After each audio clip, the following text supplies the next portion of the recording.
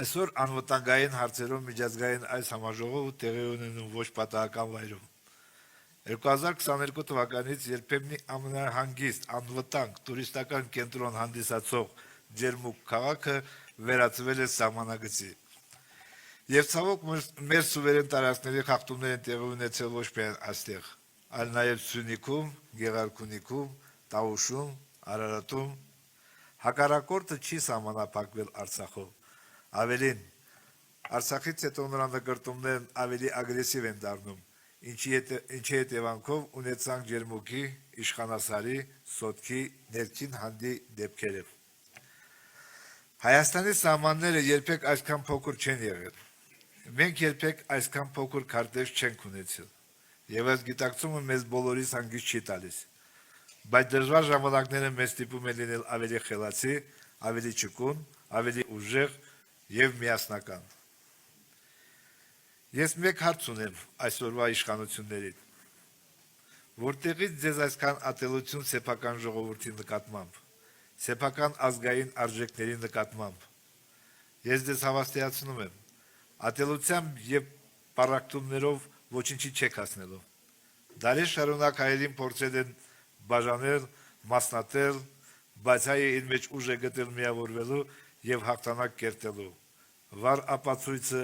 Արցախյան ազատամարտը եւ Սարդարապատը։ Սարդարապատի ճակատամարտը մեր միասնության խորհրդանիշն է, որի արդյունքում կերտվեց Հայաստանի առաջին հանրապետությունը, որովհետեւ կողք կողքի կռվում էին գյումրեցիները, երևանցիները, էջմիածիները եւ Արցախի ժամանած մահապարտների գունդը։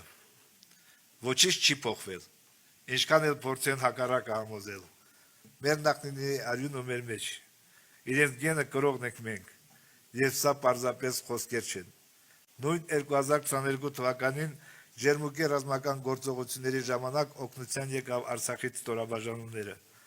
Առանց վառելիքի, հացի, դեղորայքի, շրջափակման պայմաններում արցախցիները իրենց արյան կանչով եկան իսատարում իրենց եղբայրների։ Այդպես եղել է, այդպես էլ կլինի։ Փոխվել է ժամանակակից պատերազմների փիլիսոփայությունը եւ տրամաբանությունը։ Մեր աչքերի առաջ տեղի են ունենում գլոբալ աշխարհաքաղաքական փոփոխություններ, եւ մենք միշտ պատրաստ պիտի լինենք պաշտպանվելու եւ դիմակայելու ցանկացած մարտահրավերների։ Համաշխարհային անվտանգային համակարգը եւս փլուզվում է, միջազգային մեխանիզմները թուլանում են։